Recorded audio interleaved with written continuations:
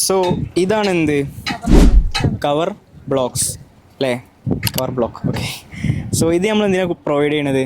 സ്റ്റീലും കോൺക്രീറ്റും തമ്മിൽ ഒരു ക്ലിയർ കിട്ടാൻ വേണ്ടിയിട്ട്. സ്ലാബിൽ നമ്മൾ എത്ര ക്ലിയർ കവർ കൊടുക്കൽ? 20 mm.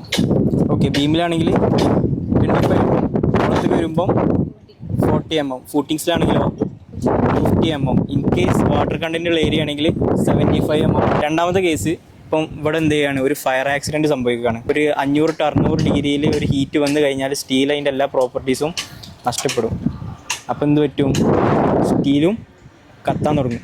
ഓക്കെ, വലിയ ആക്സിഡൻറ്റ് നടക്കും. അപ്പം അതൊക്കെ റെസിസ്റ്റ് ചെയ്യാൻ വേണ്ടിയിട്ടാണ് നമ്മൾ പ്രോപ്പറായിട്ട് കവർ ബ്ലോക്സ് പ്രൊവൈഡ് ചെയ്യുന്നത്. ഇപ്പം പഴയ ഒരു ബിൽഡിങ്ങിലൊക്കെ പോയി കഴിഞ്ഞാൽ പ്രോപ്പറായിട്ട് കവർ ബ്ലോക്സ് കൊടുത്തില്ലെങ്കിൽ നിങ്ങൾക്ക് അവിടെ കോൺക്രീറ്റിൻ്റെ അടിയിലേക്ക് സ്റ്റീൽ നിൽക്കണത് കാണാം. സ്പെയറിങ് ഓഫ് കോൺക്രീറ്റ് എന്ന് പറയാം. എന്ത് ചെയ്യണം? മസ്റ്റായിട്ട് നമ്മൾ കവർ ബ്ലോക്സ് പ്രൊവൈഡ് ചെയ്യണം. സോ വാട്ടർ കണ്ടൻറ്റ് മെയിനായിട്ട് റെസിസ്റ്റ് ചെയ്യാൻ വേണ്ടിയിട്ടാണ് നമ്മൾ കവർ ബ്ലോക്സ് പ്രൊവൈഡ് ചെയ്യുന്നത്. ഇത് ഇങ്ങനെ വെച്ച് കഴിഞ്ഞാൽ ഇത് നമ്മൾ സ്ലാബിന് കൊടുക്കുന്ന കവർ ബ്ലോക്ക് 20 mm. ഇത് ഈ ഒരു പോർഷന് 25 mm. ഓക്കെ, ഇങ്ങനെ വെച്ച് കഴിഞ്ഞാൽ 40 mm.